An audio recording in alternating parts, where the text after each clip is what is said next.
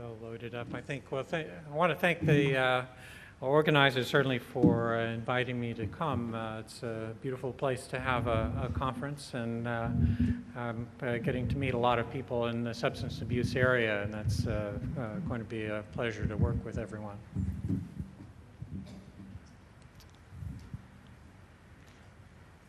Okay, so from Baylor, as was said, I mean, the concept of an immunotherapeutic approach to substance abuse can, at one level, be very simple. And this is a slide from Steve Brimajoin, one of our investigator collaborators at Mayo Clinic, who drew this up, and so I couldn't improve on it. But basically, in the unprotected subject, of course, with exposure to a drug, it travels in the bloodstream and then is taken up in the brain fairly rapidly. You give another dose, you can get more drug into the brain. Well, the concept for using a vaccine is illustrated here on the bottom, where you have an antibody that's present in circulation that's capable of binding the drug. On exposure to the drug initially, many of those drug molecules will in fact be bound by the antibody so that a modest amount of drug will escape the circulation and enter into the brain. But of course, once these antibodies are completely saturated with drug or nearly saturated, subsequent doses can then allow for the drug to enter the brain.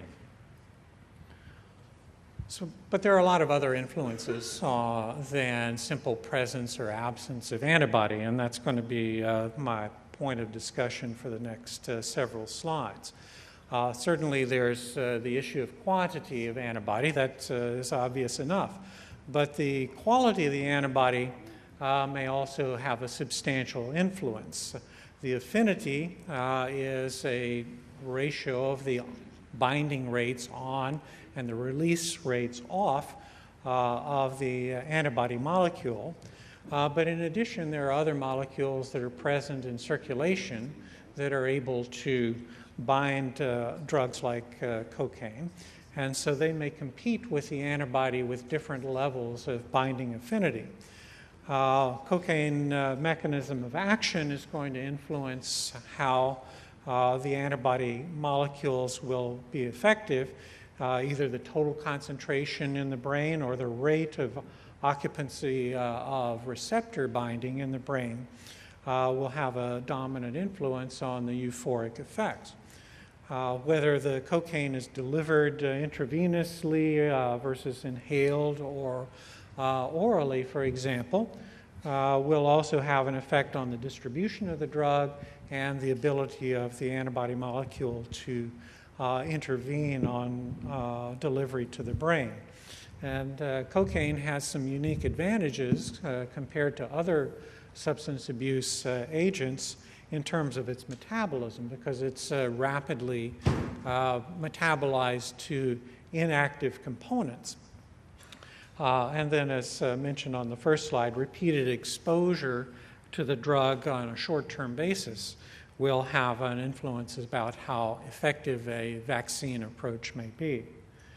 To look at this on a theoretical basis, we've simply done a mass action analysis, and this shows how both the quantity of antibody and the binding ability of that antibody to cocaine will influence the ability of the molecules to interrupt delivery of cocaine to the brain.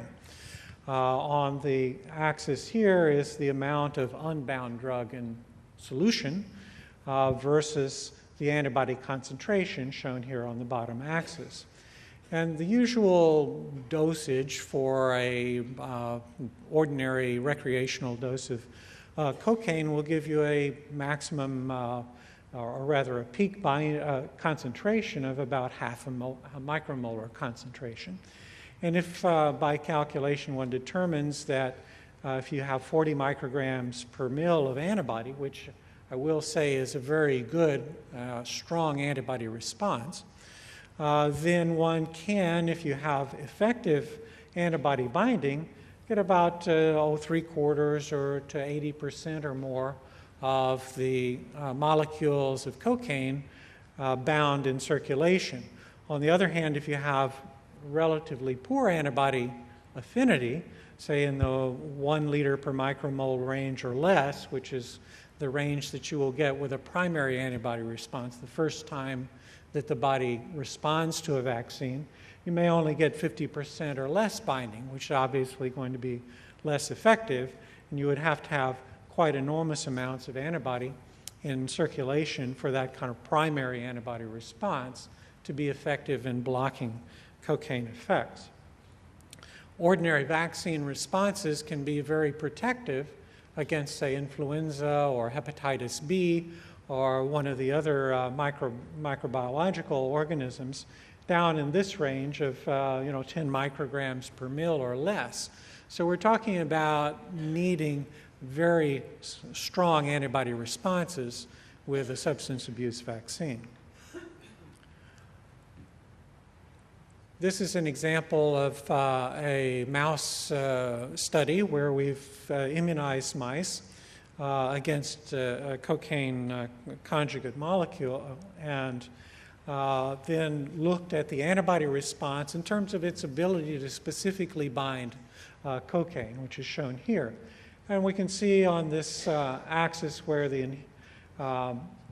if you add in free cocaine and inhibit the binding of the antibody to the plate surface in an ELISA-type inhibition assay, you can show that the antibody binding is inhibited when you finally get to concentrations in the high micromolar range, or high nanomolar range, rather, of a cocaine molecule itself. In contrast, one of the metabolic products, benzoylecgonine, does not inhibit even up in the micromolar range, so that, and even only in the millimolar range do you start getting inhibition of the antibody binding. And so this shows that the antibody molecules that are produced are quite specific for the active drug, which is very fortunate because benzoylecgonine, of course, does tend to accumulate in circulation for a period of time after cocaine use. When you're measuring the affinity of the antibody, the ability of the antibody to bind tightly to the drug molecule, however, one really cannot use an inhibition assay to accurately measure that. And the reason is that there's a problem, let's go back. There's a problem of avidity, which is that when you have binding on a surface, the IgG molecule has 2 opportunities to bind. And when one side binds, the other side is next to another binding site, and so it tends to hold on with both sides. IgM, which will come up later in the talk here, has multiple sites, in fact 10 sites for binding, and so it can bind very tightly even if the binding affinity of the individual combining site is relatively low. So one can do these ELISA inhibition assays, but you can't get an accurate assessment of the real binding affinity for the free drug molecule. One can demonstrate this using monoclonal antibodies, for example. This is some studies that were done in the literature against a protein site. If you take the IgG molecule itself and look at the binding affinity, here we have about 80 picomolar. On the other hand, when you isolate the single combining site and do a similar study, it's 15-fold lower in binding affinity. So this shows you the difference between avidity and affinity. On the other hand, you can have, for a different site, 500-fold difference. So it truly is inaccurate to use a double site binding if you want to get true affinity for a single site molecule. What is interesting and useful about this study from our perspective, though, is that the on rates for binding to the target are in fact very similar with both the intact antibody molecule and the FAB fragment, so that it can find the drug molecule very rapidly, in fact, within seconds. And so that will make the concept of antibody molecules in circulation adequate for our purposes of trying to block the effects of the drug molecule. Now, of course, the molecule, the cocaine itself or methamphetamine, is just as a comparison, does act very quickly. So you need to have this rapid on rate in order for the antibody molecules to effectively block. And what's shown here is the psychological effect, in this case the drug effect reporting, which is perceptible within a few minutes of administration intravenously. And you can look at it from a more objective measure as well, with heart rate showing the same thing. There are other binding molecules in circulation, and that does have an effect on your effective antibody affinity. And these are very recent results. If you look at cocaine binding to a monoclonal antibody, for example, you can get a very nice affinity binding curve using a relatively new technique called microscale thermophoresis. I won't explain that in any detail, but basically if you have a fluorescent signal and heat up the solution in a capillary tube, you can measure the movement of these molecules and determine the relative populations of bound and unbound antibodies. And so if you add in 50% or 20% or 50% serum, you shift the apparent binding affinity to the right here. And so the binding molecules are actually somewhat less effective as a result of being in circulation. So in fact, unlike what was shown in the initial slides, we actually do need to have fairly avid antibody molecules, which will have then an influence on how we design our cocaine vaccine constructs, as well as the type of adjuvants that we may want to use to stimulate the antibody response. So this is true not only for monoclonal antibodies, but in this case, looking at some mouse antibodies, looking in a similar way, one can see that same shift to the right with a relatively lower effective affinity against the antibody, against the drug molecule. So the kind of vaccines that we've used are in fact conjugated, in other words, stuck to a carrier protein, here using a succinate group. You can also use an aliphatic group, which allows you to maintain a positive charge on the nitrogen of the cocaine molecule.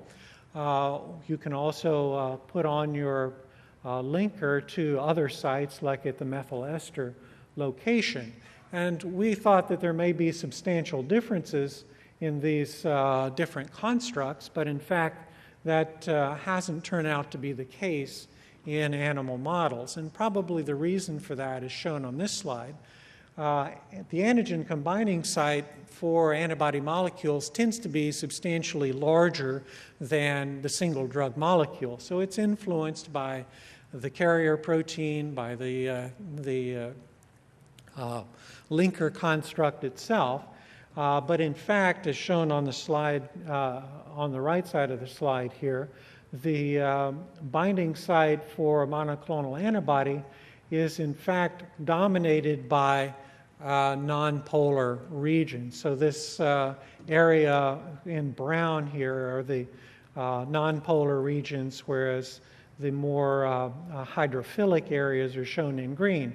And so the cocaine molecule tends to be to bind to these nonpolar regions, or the hydrophobic regions. And so that's probably why that linker structure seems not to make as much difference. So with that background, now we'll go ahead and discuss the clinical vaccine trial that was done. In this case, we had a randomized double-blind placebo-controlled clinical trial with 114 methadone-maintained cocaine-dependent patients. And so this feeds right in with Dr. Montoya's talk about the dual dependencies. But in this case, we were using methadone-maintained patients because then we would have good follow-up for the patients who are cocaine dependent. The initial idea was that cocaine-dependent individuals would not be very reliable, and so we would need to have a very large number of patients in order to be able to get any data. Well, as it turns out, with the methadone dependence, in fact, they had very good follow-up on these patients. So we had about half the patients that were treated with the active vaccine, and in fact, we had pretty good follow-up on almost all of those patients. So they were vaccinated with a cholera toxin B conjugate with succinyl norcocaine, and they were followed with urine toxicology 3 times a week and assessed antibody treatment levels. As shown on the next slide, these are the patient characteristics. There was really not any significant differences, fortunately, in the 2 groups. And the goal with the antibody studies or with the vaccine studies, were to achieve this level of antibody concentration of around 40 micrograms per mil. And as I mentioned, that's an extremely good antibody response to a vaccine. And in fact, we didn't get that in every patient. And about a third of the patients, is shown here, where we have the weeks of the trial and the concentration of antibodies shown on the y-axis, with each individual shown on one of the lines. So about a little over a third of the patients at some point in time during the study were able to achieve greater than 40 micrograms per mil. Now, all of the patients, or essentially all the patients, did respond to the vaccine, but quite a number of those patients had what we would call ordinary responses to vaccine, and so they were in the 20 micrograms and less range. Nonetheless, if you look at the patients now who respond with an adequate amount of antibody, one can see that by the time antibody is produced, which is in the 8 to 20 week range, if you look at patients who used less cocaine, they all had, or most of them anyway, had higher levels of antibody. So shown here, for example, at 16 weeks, the highest level of antibody response, there was an extremely significant difference between the patients who had less than 40% negative urines, in other words, frequent users, and those who had more than 40% negative urines. So we would conclude that these patients, if they were able to generate adequate amounts of antibody, we could in fact show that that correlated with lower cocaine use. But as pointed out, a third of the patients produced even less than 20 micrograms per mil, and obviously the vaccine should not be terribly beneficial under those circumstances.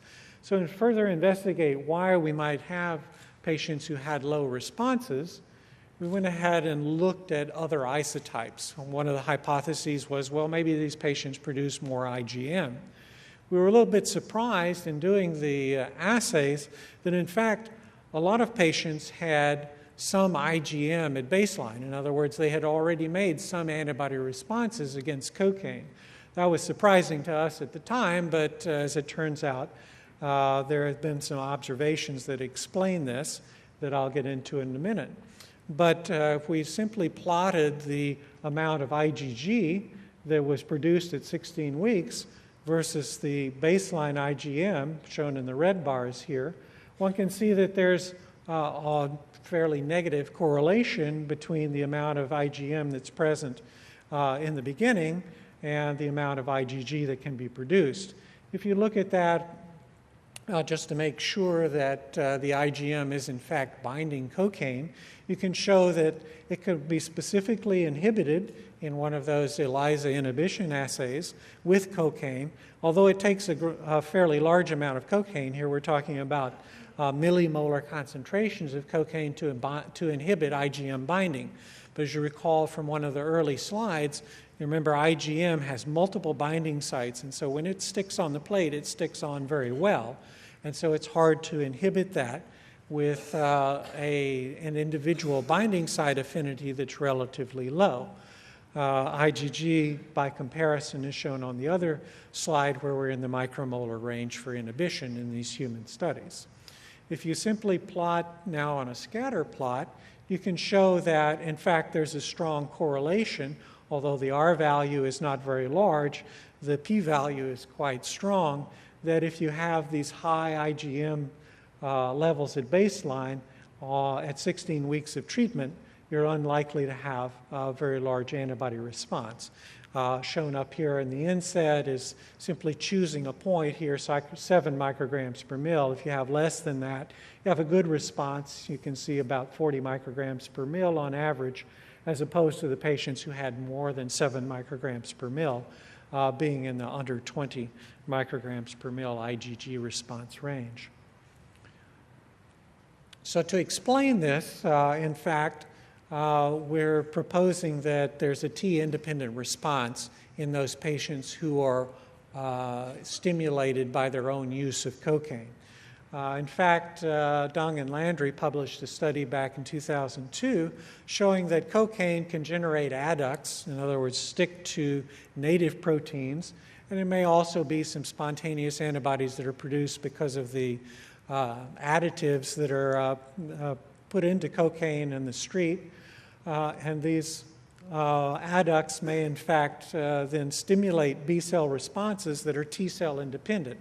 In other words, they don't need any help. There's a direct activation of the B-cells so that they produce some antibody molecules. When that happens, it's usually IgM. So that fits in well with the observations. Unfortunately, when you do produce an IgM response by a T-independent manner, that's known to suppress T-dependent stimulation subsequently. In other words, as an example, to conjugate vaccines, as we were trying to do in the clinical study. So overcoming this inhibition of responses may, in fact, require more active adjuvants or potentially alternative vaccine designs. And that's what we're going to be modeling both in the mouse and in the rat systems. So in conclusion, certainly we can say that the vaccine has been shown to be safe, even with high doses of vaccine that are used on the street. More than 120 patients, both in the study that I mentioned and in previous studies, the type 1 studies, with very little in the way of serious adverse events. Benzoyl concentrations of 700,000 to even 1 million were present at peak antibody responses in some patients. So high IgG antibody responses are required in order to show reduction in cocaine use, and we're going to have to figure out how to generate higher level responses in order to achieve that. And then pre-vaccination anti-cocaine IgM, at this point in time, predicts low IgG responses, and thus we may need new vaccines in order to overcome that. So I'll be happy to try to answer any questions if you have them. Thank you.